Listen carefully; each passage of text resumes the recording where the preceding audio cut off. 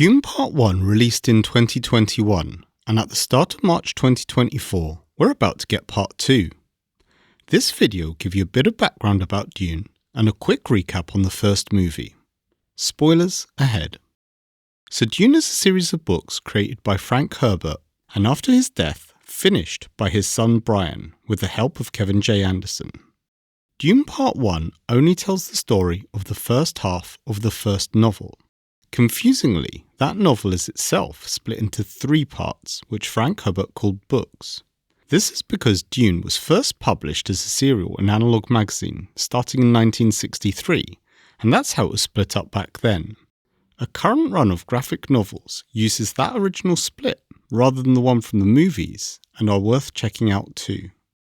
Dune is set in the far future, but the way its galactic empire works looks a lot like medieval feudalism.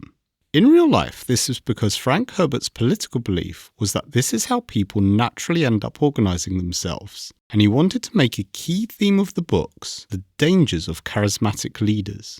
In-world, it's because a long time ago, humans fought a war with thinking machines. They're a kind of cross between ChatGPT and the Terminator.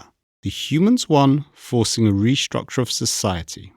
For this reason, and also because George R.R. Martin loves borrowing, the universe is controlled by competing royal houses, similar to those in Game of Thrones. For more on George R.R. Martin's borrowing antics, check out this video. After a brief prologue, which wasn't in the books, Dune Part 1 opens on House Atreides, who trace their lineage back to the ancient Greek family of Menelaus and Agamemnon of Trojan War fame. They're getting ready to move planets from watery Caladan to the desert world of Arrakis. This is where we meet our hero, Paul Atreides, a moody, lonely 15-year-old played by a moody, not lonely enough 25-year-old actor. Paul is subjected to a horrific test, the Gom Jabbar, which confirms he might be the prophesized Kwisatz Haderach, who the all-female sect of Bene Gesserit witches have been trying to genetically engineer for hundreds of years. The Atreides have only just arrived on Arrakis when the villainous House Harkonnen try to assassinate Paul, but he's able to stop the hunter-killer drone with his bare hands. Super easy, barely an inconvenience. Soon after, though, the Harkonnens manage a full-scale invasion. Paul's father, Duke Leto, is killed, while Paul and his mother, the Bene Gesserit Lady Jessica, escape into the desert.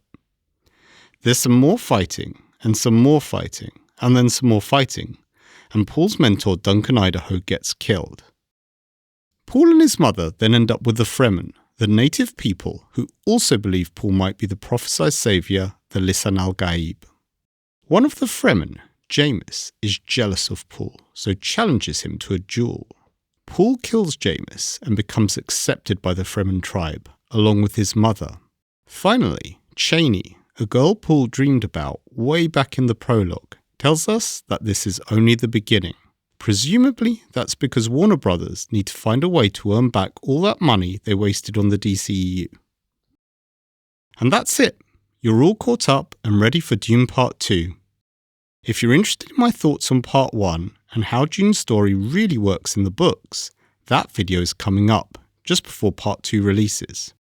After that will be a video essay analysing Paul Atreides as a character and the historical figures he's based on.